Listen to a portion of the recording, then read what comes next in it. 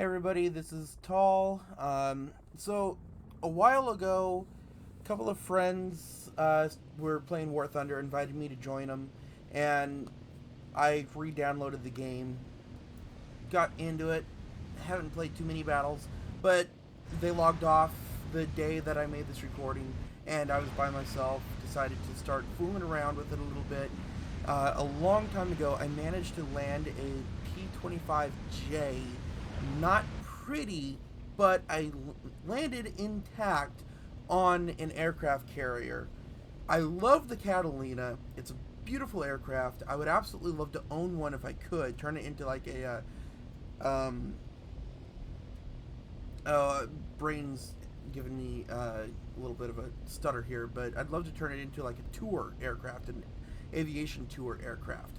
I think it would be so much fun to fly around the Pacific Northwest where I live and have like scenic tours with Mount St. Helens, be able to put people in the bubble canopies back there with the ball turrets and whatnot, and have them be able to see, hey dude, what's up? Have them see sights from that point of view, or in the nose turret and whatnot. So I started flying the Catalina again, and I got talking with SK, and explained to him that I had a landing, but I couldn't find the photo. Well, I found the photo after he logged off, and that kind of inspired me a little bit to try landing a PBY Catalina on an aircraft carrier.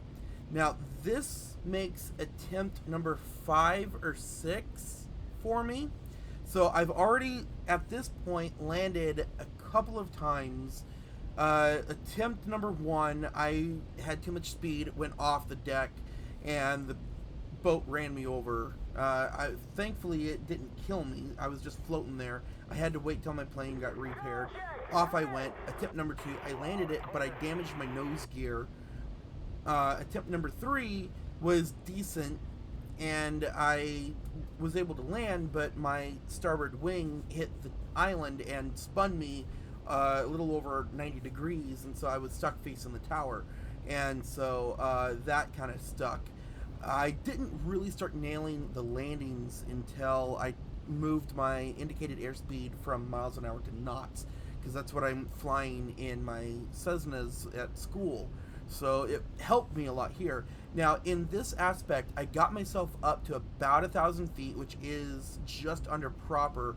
So when you're coming into land in real life, you're supposed to be 1,000 feet above field elevation. Grove, where I fly out of, is 430 feet, 429 feet above sea level. So our elevation is right about 1,200 feet because we have Portland airspace above us.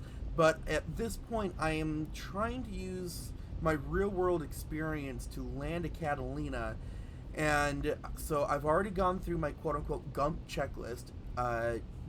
So that's going to be gas is flowing, undercarriage is down, mixture, don't have that, props are still spinning, I'm checking my gear again, and S stands for switches.